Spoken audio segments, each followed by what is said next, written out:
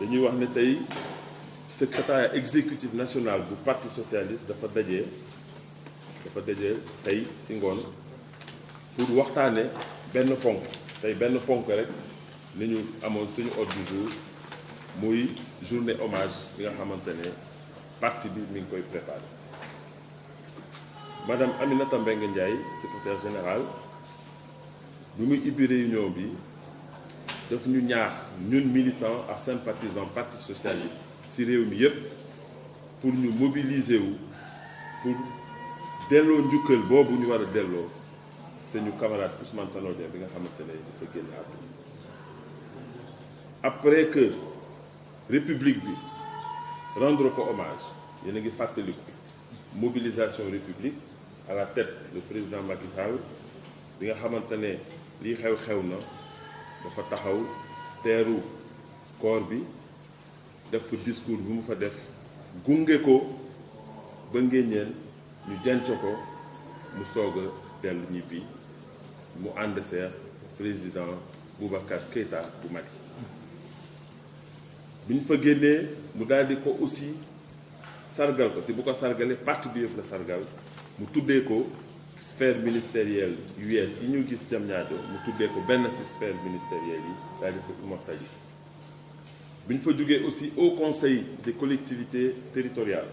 bi nga xamante ne moom moo doon président nekkoon le premier président de cette nouvelle institution ñoom tamit rendre nañ ko hommage. Le monde sportif avec la ligue professionnelle rendre na ko également hommage sa Mbour tuddee ko sax benn tournoi boo xamante ne léegi dañ ko taxawal ci agenda bu football ñu tuddee ko coupe Ousmane Tanor Dieng léegi. bu ñu jugee ci yooyu événement dafa jaadu woon parti bi nga xamante ne moom moo doon secrétaire général bi nekkoon premier secrétaire nekk secrétaire général boo cumulé ñaar ñëpp mu mat ñaar fukki at ak ñett. Donc parti bi dafa waroon a taxaw aussi indi hommage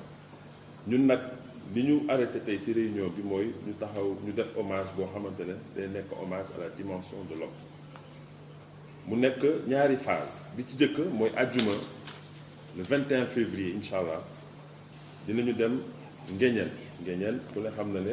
fa la Ousmane Tanor Dieng fekk baax mooy village natalam moo nekkoon sax maire Nguéniène maanaam Nguéniène bi ñu ko érigé commune Ousmane Tanor Dieng moo nekkoon le premier maire ku ne xam ni mu fa représenté ak ni mu fa def baax fakal donc ajjuma incha allah ci suba gi parti bi yëpp dina dem fekki fa mbokkam yi camarade yi nga xamante ne ñoo nekk Nguéniène pour fekk ci rendre ko hommage foofu localement dinañu jàng alxuraan dañu wàcce ay kaamil buñ ci paree dinañu dem ci kër famille ba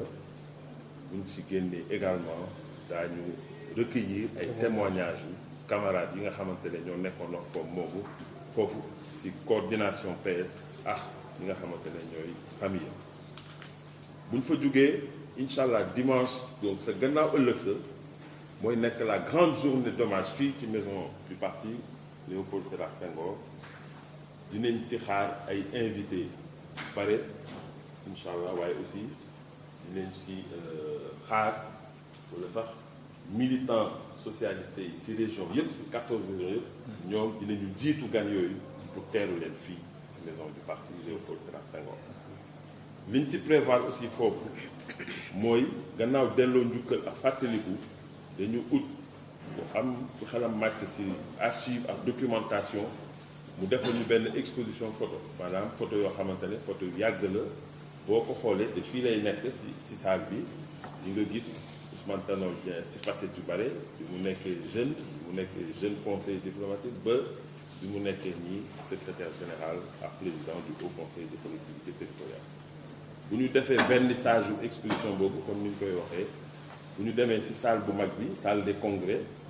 daañu fa def ay communication yu am solo daañu am film foofu aussi seen ay moromu journaliste naat ñu am ñu xalañ ci mbir moomu def nañu ñi ngi def benn film boo xamante ne day retracer histoire u feu Ousmane Tanor Dieng daañu ko projeté ci biir salle camarade secrétaire général Aminata Mbengue dina délivrer hommage du parti socialiste dina ko prononcer ci biir salle bi au nom de l'ensemble du parti. gan yi nga xamante ne ñu ngi leen di xaar aussi te ñu jógee bitim réew ndax Ousmane Tanor Dieng ku ne xam na ne dafa nekkoon kilifa bu mag ci international socialiste am fa ay postes yu kawe donc international socialiste dinañ leen invité ay sax président yoo xamante ne ay chef d'état yoo xamante ne ay xaritam lañu bu fekkee ne seen temps may nañ ko dinañ ñëw wala bu ñu ñëw aussi dinañu envoyé délégation ak yeneen personnalité politique yoo xamante ne peut-être bokkuñu forcément de la famille socialiste. ndax nit ki dimension wu nit ki moo ni toll nekkoon na koo xam ne amoon na ay relations avec le monde politique international voire mondial. fii localement naka noonu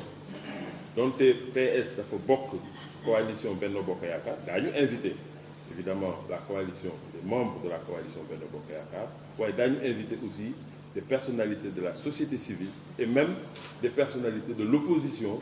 parce que nit ki moo meloon noonu dafa nekkoon koo xamante ne